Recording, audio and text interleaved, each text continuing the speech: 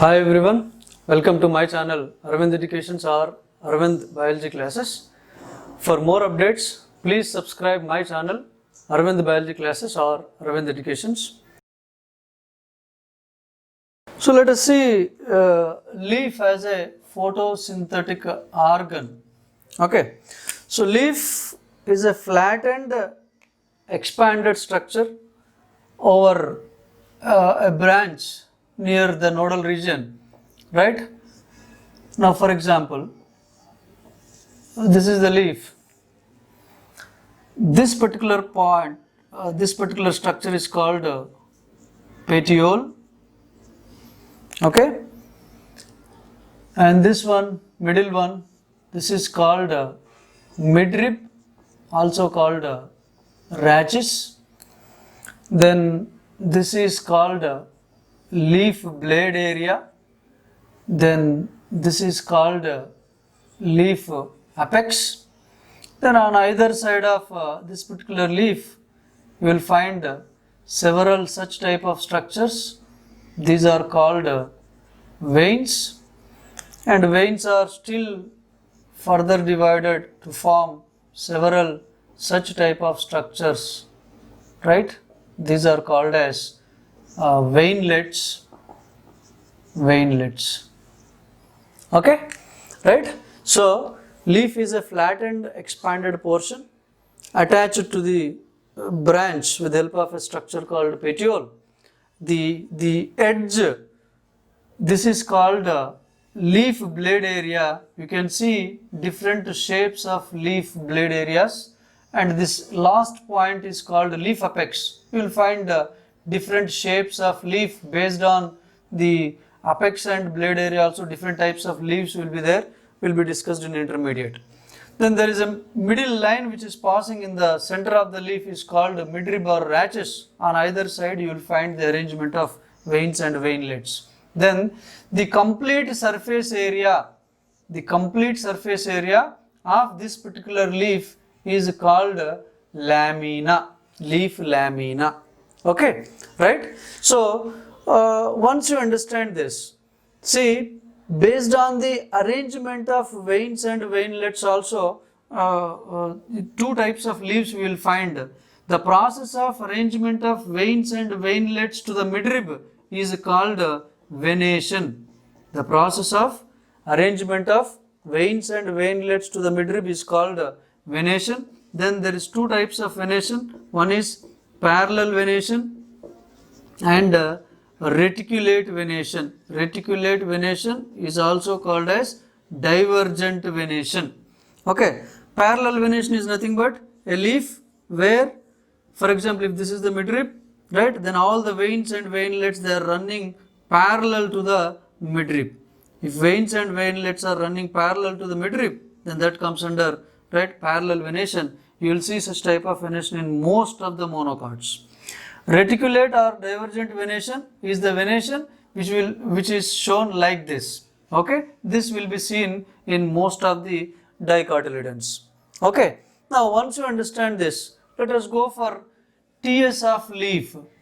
TS of leaf means transverse section of leaf. Okay, so let us take the diagram.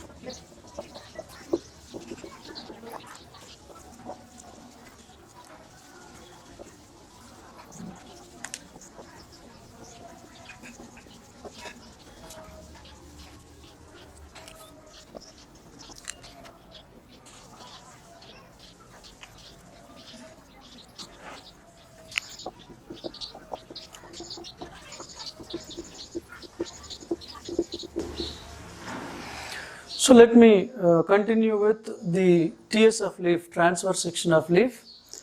Entire transverse section of leaf shows three parts. One is epidermis. Okay. So a leaf which is having upper surface, lower surface. So upper surface is possessing upper epidermis, lower surface is possessing lower epidermis. On either side, epidermis is covered by a waxy layer that is called cuticle.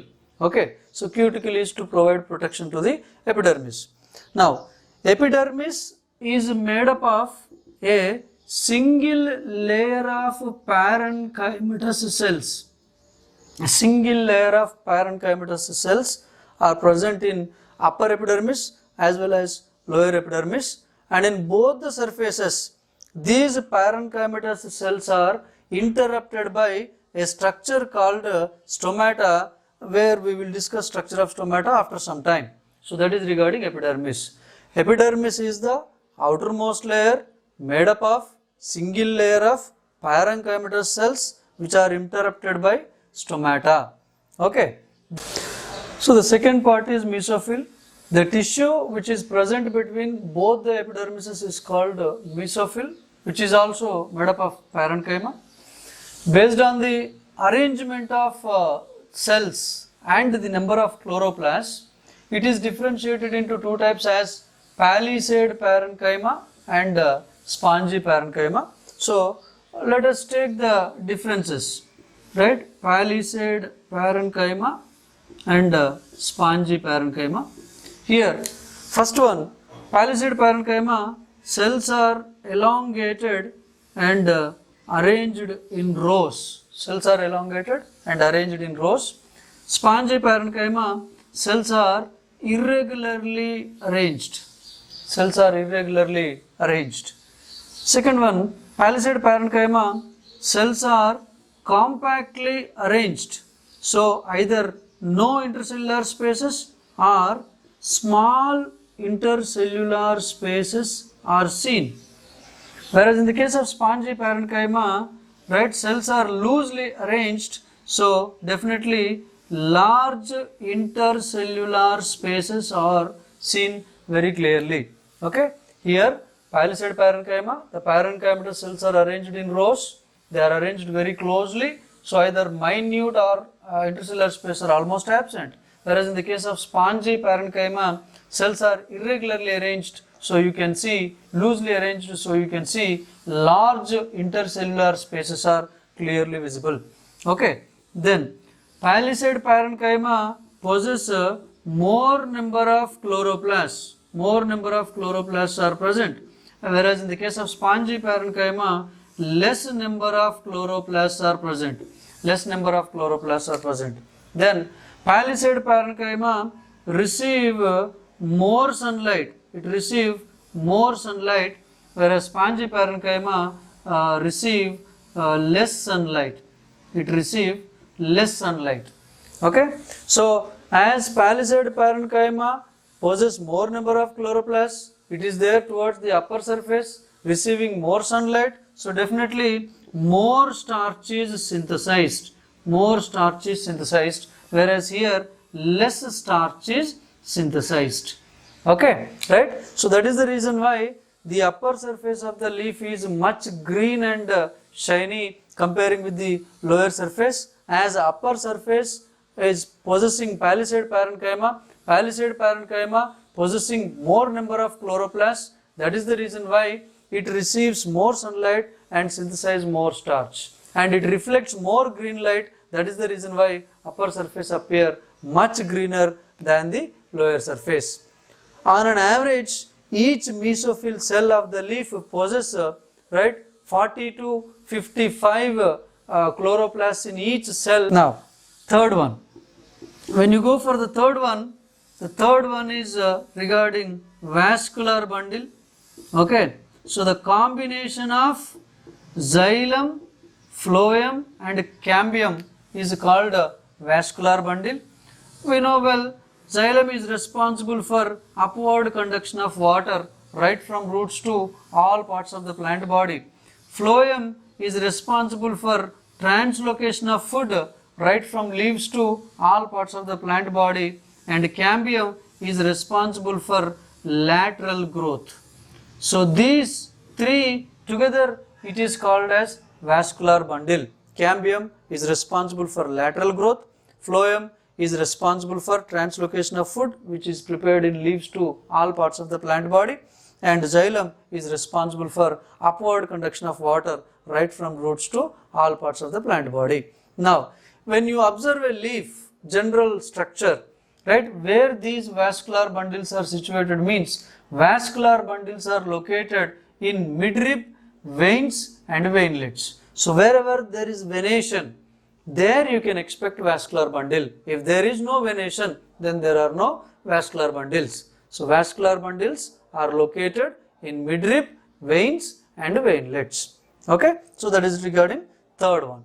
Then when I was going through the epidermis, I told you epidermis is just made up of a single layer of parenchymatous cells interrupted by the openings called stomata. Okay, stomata, this particular region, this is called stomata. This is called stomata. So stomata play a very important role in plants. You know that stomata is responsible for transpiration. Stomata is also responsible for exchange of gases. Okay, transpiration, the process of loss of water in the form of water vapor is called transpiration, and exchange of gases. Both these two important functions are performed by stomata. So when you are going through the structure of stomata, we know well each stomata is surrounded by, the central opening is called stoma, and stoma is surrounded by two guard cells, and these guard cells are surrounded by subsidiary cells. Okay, so this is central opening, this is called stoma, then these are called guard cells, bean shaped guard cells, and these are subsidiary cells, supporting cells, and this is the continuation of the remaining part of the that particular leaf. Okay, then you can also find another type of stomata. You may find in some plants stomata like this. Okay, dumbbell shaped stomata. Now this is also supported by subsidiary cells like this. Okay, now this portion, this middle portion, this is stoma. Now these two are guard cells. Okay, then these are subsidiary cells. Now this entire structure is called stomata. So two types of stomata we can observe among plants. One stomata is the stomata with bean shaped or kidney shaped guard cells. The other type of stomata with dumbbell shaped guard cells. The central opening in both the cases is called stoma, supported by subsidiary cells. Okay, even guard cells also possess chloroplasts, so they are able to synthesize their own food. Okay, now bean shaped or kidney shaped guard cells, this kind of stomata is seen in most of the dicotyledons, and dumbbell shaped stomata is seen in most of the monocotyledons. Okay, so this is the structure of leaf, and leaf is a beautiful machine which is there in the environment. Okay, which is responsible to synthesize the food not only for itself, it also prepares food for all the living organisms which are existing on the earth. Okay, so once we understand this, we conclude the topic with the factors and experiments. So let us see the factors which are affecting rate of photosynthesis. So when you are concentrating on factors, we have both external factors as well as internal factors. So external factors includes sunlight, carbon dioxide. Okay, internal factors maximum includes chlorophyll. Okay, water is also a part of external factor. So here sunlight, light intensity, carbon dioxide, water, they play a key role in rate of photosynthesis. Okay. Now, for example, if sunlight is not available, then you can't expect photosynthesis. And too much sunlight also destroys chlorophyll, which is also not good for the photosynthesis. Carbon dioxide. We know well the amount of carbon dioxide which is available is 0.033%. If the amount of carbon dioxide exceeds than the available, then stomata closes itself, which leads to the reduction in the rate of photosynthesis. Water is compulsory required, right? Without water, the process will not continue. Okay. Then internal factors includes chlorophyll. Chlorophyll pigment is very important, right? Chlorophyll pigment is made up of carbon, hydrogen, oxygen, nitrogen and magnesium. Now this particular chlorophyll is able to initiate the process of photosynthesis. Okay. And then along with chlorophyll, protoplasm and even structure of leaf also play a key role in the photosynthesis process. Okay. Now, not only this, when you are in generally discussing that, for example, if any process is controlled by a factor, if any process is controlled by more than one factor, then the rate of the process is controlled by a factor which is available in least concentration, that is called Blackman's law of limiting factor. Blackman's law of limiting factor. That means when any one particular process is controlled by more than one factor, then the rate of that particular process is controlled by a factor, right, which is available in least concentration. That means that is limiting the process. That is limiting the process. For example, water is available, carbon dioxide is there, chloroplasts are there, everything is there, but sunlight is not available. You can't expect photosynthesis. Okay, then sunlight is, for another example, sunlight is there, water is there, chloroplast and everything is there, but if there is no carbon dioxide, you can't expect starch synthesis. Okay, that means whenever any one particular process is controlled by more than one factor, the rate of the process is controlled by a factor which is available in least concentration, that comes under Blackman's law of limiting factor. That means for photosynthesis process, all these factors will play a key role and all the factors need to be available. Not only this, even structure of the leaf also will play a key role. Why? Because the arrangement of cells, the thickness of the leaf, the venation means the availability, the presence of more number of vascular bundles, okay, all these things also will play a key role. Say for example, if more number of vascular bundles are available, then the starch which is synthesized will quickly shifted to another place, then new starch will be synthesized. If leaf is possessing more number of chloroplasts, then that also will add on to the rate of more starch to be synthesized. Okay. Then even arrangement of leaf, position of leaf towards sunlight also will play a key role. Why? Because if it is inclined towards solar radiation, it will receive more sunlight and more starch is being synthesized. So like that, each and every factor will play a key role in the starch synthesis. Okay. Now, the last topic of this particular concept is regarding experiments. Okay. So this topic, from this topic, definitely the experiments will play a key role. So we need to go through the experiments here. There are 5 experiments are there.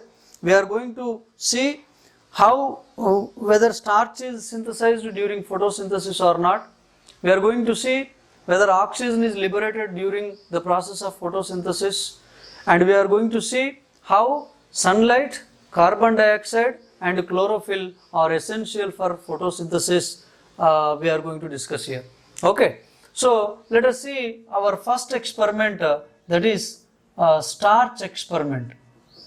Starch experiment. Now before we enter into the experiment, generally every time whenever we are going through the experiment, we need to concentrate first on aim, right? After aim, then we need to go through the materials required, okay? Then after that we have to go through the procedure and diagram. Okay, after procedure, if there is any observation, we have to note the observation, and then we have to write the precautions which are included there, and then we need to go for conclusion. Okay, right? So let us see the first one. Aim of the experiment. Aim of the experiment is to prove that starch is synthesized during photosynthesis, or to show the presence of starch in the leaf. That is the aim. Okay, next, materials required. Okay, so materials required we'll copy later on when we see the procedure. So let us see the procedure. Okay, so here what we need to do is that we have to select a leaf from the plant which is placed in sunlight. So select a healthy leaf from a earthen potted plant which is placed in sunlight. Then boil the leaf. Okay, first select a leaf, then boil the leaf in water for around 5 to 10 minutes, right, to kill the cells, right. After that, boil the same leaf in methylated spirit, over a water bath, right, to make the leaf simply pale. Okay, then place the same leaf again in wash the same leaf again in boiling water. Okay, boiling water. Now take the leaf and place the leaf in a petri dish, and add a freshly prepared iodine solution. If leaf shows blue or blue black color, then your result is positive. Okay, then if leaf shows brown or no color change, then your result is negative. Let us discuss slowly. First, we need to select a leaf from a plant which is placed in sunlight, and we have to boil that particular leaf in a beaker containing water.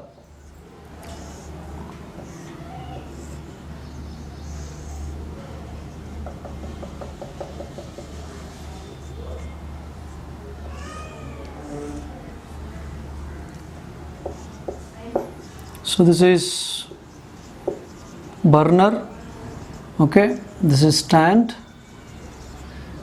this is asbestos case,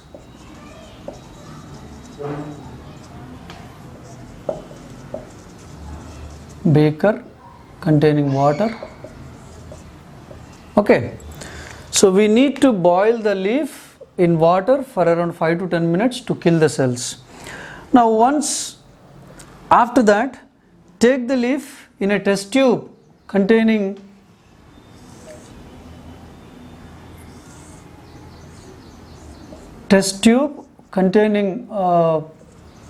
methylated spirit. Okay, so in this we have to place the leaf and boil the leaf over this water bath. Okay, so when you boil the leaf in methylated spirit over water bath, the leaf becomes pale, but it becomes hard and brittle.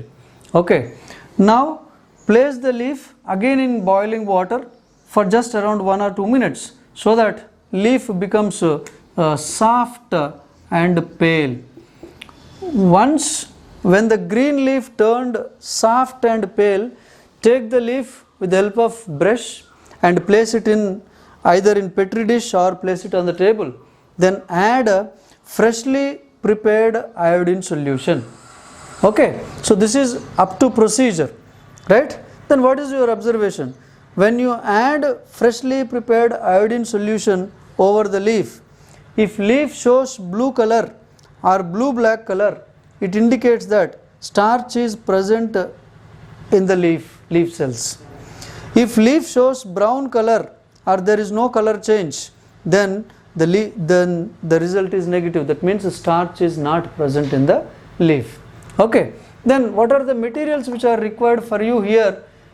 Beaker, okay, boiling tube or test tube, okay, then asbestos gas, and tripod stand, Bunsen burner, then iodine solution, then brush, okay, petri dish, right? All these things you are supposed to write under materials required. Then what are the precautions supposed to be taken here? Precautions: while boiling we need to take care. So take care while boiling and handle the glass material with care. Okay. Then what is conclusion?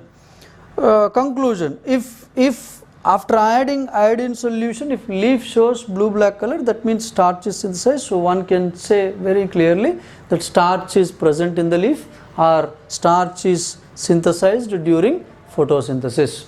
Okay. So this is first experiment. Second experiment, right? Hydrilla experiment, right? Okay. So here aim of the experiment is to prove that oxygen is liberated during the process of photosynthesis. Okay. Then materials required we'll see later on. Let us see procedure. Okay. First we need to take a beaker, fill 3/4 with water, beaker with water. Okay. Then take a thistle funnel, right? So inside this thistle funnel we need to arrange the hydrilla twigs. So cut 7 to 8 hydrilla twigs with more number of leaves, and we need to place those hydrilla twigs into the funnel. Okay. Now insert the funnel carefully into the beaker. Insert the funnel carefully into the beaker. Now this is our thistle funnel.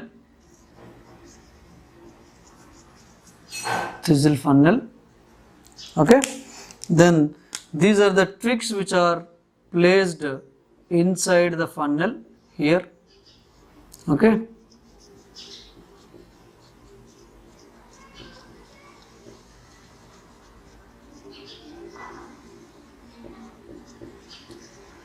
Right. These are the hydrilla twigs.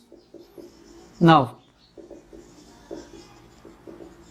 take a test tube, fill it with water and invert the test tube over the funnel as shown in the figure carefully. Okay. Take a test tube, fill it with water and invert the test tube over thistle funnel as shown in the figure. This is test tube with water. Okay. Now arrange the apparatus as shown in the figure in sunlight for around 1 hour.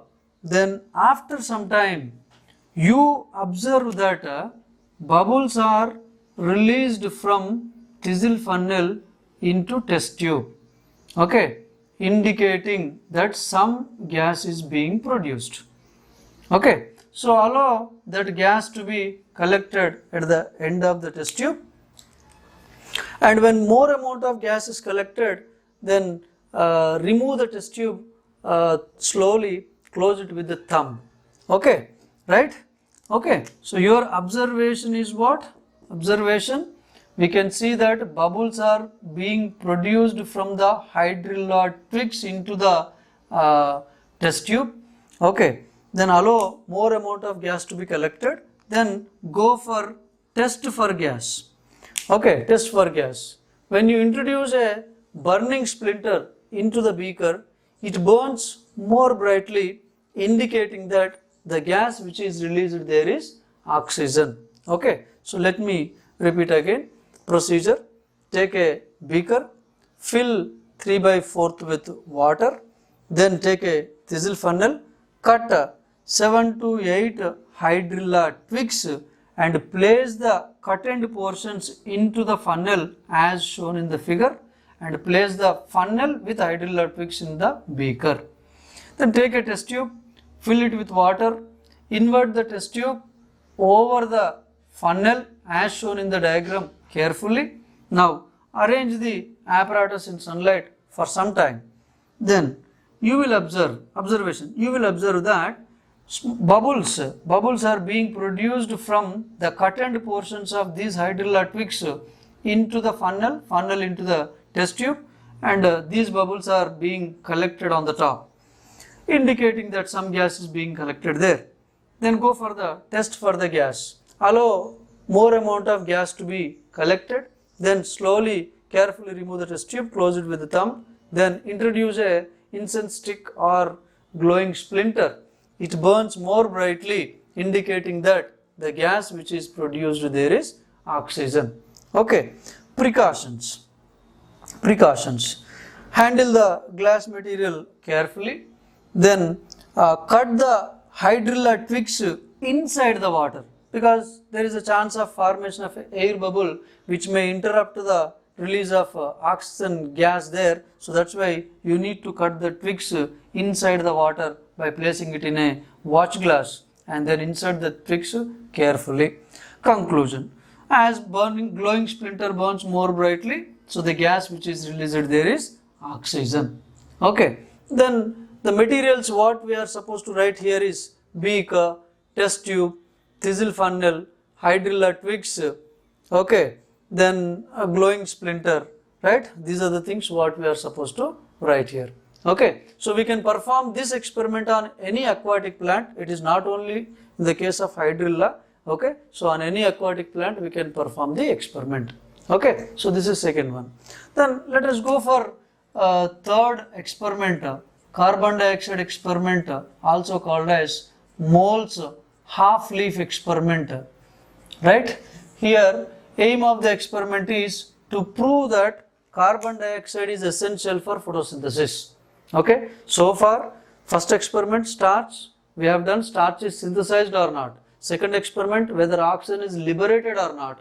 Okay, third one, carbon dioxide is essential for photosynthesis. Okay, then we need to write materials required. Okay, and let us see first procedure, then we will write that. Okay, procedure. We need to select a earthen potted plant with long and narrow leaves. With long and narrow leaves. We need to select a earthen potted plant with long and narrow leaves and destarch the plant. How you will destarch the plant? You will destarch the plant by placing the plant in dark room for 3 to 4 days.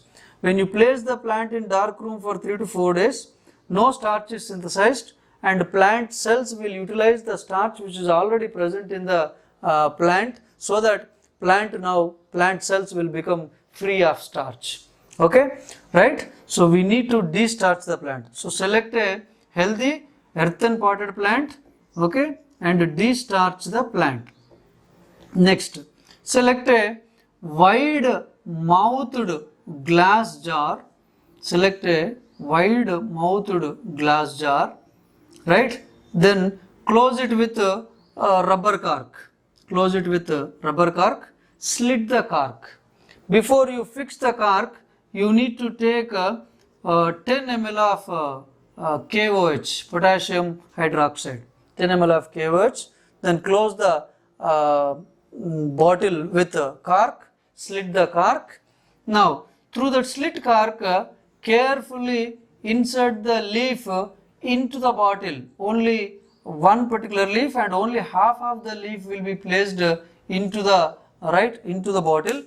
Okay, in such a way that you should take care that the leaf should not detach from the mother plant and leaf apex should not come in touch with alkali. 2 precautions, right? Then after inserting the leaf, you need to close this the rim of the mouth of that particular lid is covered with either wax or Vaseline. Why? Because you are performing an experiment related with carbon dioxide, so outside, inside environment should not disturb, so it is closed with wax or Vaseline. Okay, right? Now, place the apparatus as shown in the figure in sunlight for around 3 to 4 hours, right? After 3 to 4 hours, carefully detach the leaf and remove the leaf from the bottle and perform the iodine test. Perform the iodine test means again the first experiment, means boil the leaf in boiling water for around 5 to 10 minutes, then boil the leaf over water bath in methylated spirit for around 4 to 5 minutes, then wash the leaf in boiling water again for 1 minute. Okay, now pour iodine solution, freshly prepared iodine solution.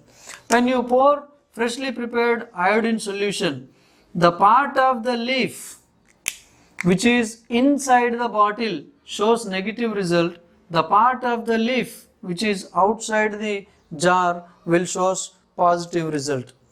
Then why this was happened? Because the portion of the leaf which is there inside the bottle is not getting carbon dioxide. Why? Because glass material, sunlight is available for this portion and this portion, same leaf, chlorophyll is available, water is available, okay, but this portion is exposing to the external environment, carbon dioxide is available, this portion carbon dioxide is not available. You may ask a question, carbon dioxide may be present in the bottle. Yes, the carbon dioxide present in the bottle is absorbed by KOH there, so carbon dioxide is not available for this particular portion of the leaf. That is the reason why the portion of the leaf, the half of the leaf which is there inside the bottle will not synthesize the starch.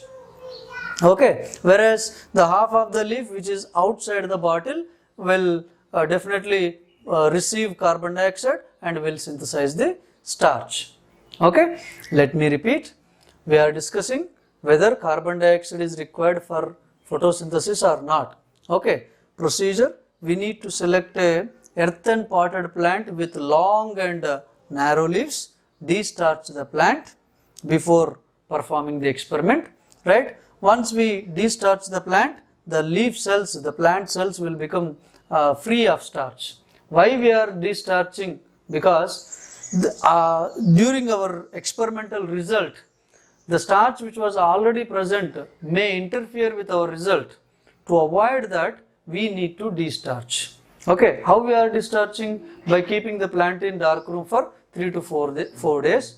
The starch which is present in the leaf cells is utilized by the leaf cells. Okay, right? Then on the day of experiment, take a wide mouthed glass bottle, take 10 ml of KOH, close it with rubber cork, slit the cork, through the slit cork, insert 1/2 of the leaf into the bottle in such a way that leaf should not detach from the mother plant and the leaf apex should not come in touch with the alkali. Then close the cork with wax or Vaseline to avoid the entry or exit of carbon dioxide. Then arrange the apparatus as shown in the diagram in sunlight for 3 to 4 hours. Slowly detach the leaf, remove the leaf, perform the iodine test. When you perform the iodine test, the portion of the leaf which is inside the bottle do not synthesize starch comparing with outside. Why? Because the carbon dioxide which is present in the bottle is absorbed by KOH. Though all the remaining factors are available for both parts of leaf, carbon dioxide is not available for the portion of the leaf which is inside the bottle. That's why starch is not synthesized here. Okay. Then precautions. Leaf should not detach from the mother plant during our experiment. First precaution. Second precaution, leaf apex should not come in touch with alkali. Third precaution, this cork should be kept airtight so that there is no exchange of gases between internal and external medium. Okay, right? So this is regarding carbon dioxide experiment, right? Then let us go for fourth experiment, that is regarding sunlight experiment. You know, aim of the experiment is to prove that whether sunlight is essential for photosynthesis or not. Okay, then materials we will discuss after procedure. Okay, then let us see procedure, right? Procedure. Select a earthen potted plant with long and wider leaves this time. Okay, select a earthen potted plant with long and wider leaves, right? Then destarch the plant before performing experiment. How to destarch the plant? By placing the plant in dark room for 3 to 4 days, right? Then select one a opaque substance, okay, and place that particular opaque substance over the leaf with the help of clips, right? So this particular opaque substance can be cut in your own design, otherwise you can place it like this. Okay, then arrange the apparatus as shown in the figure in sunlight for 3 to 4 hours. Okay, we should take care that sunlight should not pass through this particular screen onto the leaf. Okay, now after 3-4 hours, detach the leaf, remove the light screen, and then perform the iodine test. Again, perform the iodine test means boil the leaf in boiling water, boil the leaf in methylated spirit over the water bath, and then add a freshly prepared iodine solution. When you add a freshly prepared iodine solution, the portion of the leaf where light screen is placed, this will show negative result and the remaining parts will show positive result. That means this portion of the leaf turns blue-black, whereas this part of the leaf is not showing any color change as turns brown because sunlight do not reach this particular area. So without sunlight, starch is not synthesized. That's why our conclusion is sunlight is essential for photosynthesis. Okay, so just let me repeat again. Select a earthen potted plant with wider leaves, destarch the plant.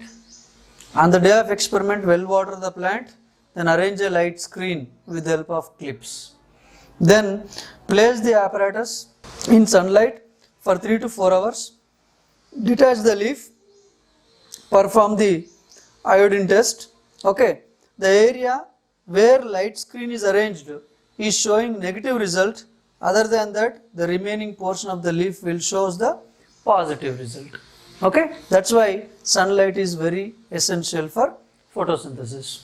Okay, right? Then last experiment, 5th experiment, that is regarding chlorophyll experiment. Actually, chlorophyll is a part of the leaf. We cannot extract it. So that's why we need to perform this particular experiment with a plant with variegated leaves. Plants with variegated leaves. Variegated leaves means the leaves with green and non-green areas, or the leaves with chlorophyllous, non-chlorophyllous areas. That means the part of the leaf which possesses chlorophyll is green in color. The part of the leaf which do not possess chlorophyll is non-green in color. Example, crotons. Okay, so we need to perform this experiment on such type of plants. So select a croton plant, then destarch the plant. Okay, right? On the day of experiment, well water the plant and place the plant in sunlight for 3 to 4 hours. And after that, you just detach one leaf, then either mark green or non-green areas. That is our wish. Mark green or non-green areas. Let me say this is non-green area, this is green area. Okay, then perform the iodine test. That means you need to boil the leaf in water, boil the leaf in methylated spirit over water bath, then place the leaf in water, add a freshly prepared iodine solution. When you add a freshly prepared iodine solution over this particular leaf, right, where it is green, that green area will shows positive result. Where it is non-green, this area will shows negative result. That means chlorophyll is essential for synthesis of starch. Okay, so let me repeat again. We are performing experiment to prove that chlorophyll is essential for photosynthesis. We need to perform such type of experiment on plants with variegated leaves. Variegated leaves means the leaves with green and non-green areas. One simple example, crotons. Okay, so select a plant, destarch the plant by keeping it in dark room for 3 to 4 days. Then on the day of experiment, well water the plant, place the plant in sunlight for 3 to 4 hours, select one healthy leaf, detach it, perform the iodine test. Before performing iodine test, we need to select either green or non-green areas, and then when you add, after boiling, when you add freshly prepared iodine solution, then the green areas shows positive results, means turns blue-black color. The non-green area shows no result. It shows that starch is synthesized when chlorophyll is present. Okay. Now, the last point here, actually, when we extract chlorophyll pigment and when we provide all other conditions, starch is not synthesized. Why? Because chloroplast is an intact structure with chlorophyll and other pigments and several other reaction centers with which starch is able to be synthesized, but only one chlorophyll pigment will not synthesize the starch. Chlorophyll pigment is able to start or initiate the process of photosynthesis but cannot conclude it exactly. That's why chloroplasts are required to synthesize the starch. Okay, then final point, during sunlight, when we are discussing sunlight as a factor which is controlling rate of photosynthesis, we need to remember one point, that solar radiation is made up of tiny particles called photons, and these photons possess energy that is measured in terms of quantum. Then every one of us knows that our visible light range spectrum is between 400 to 700 nanometers. Okay, more than that 400 to 700 nanometers, right? For example, this one, okay.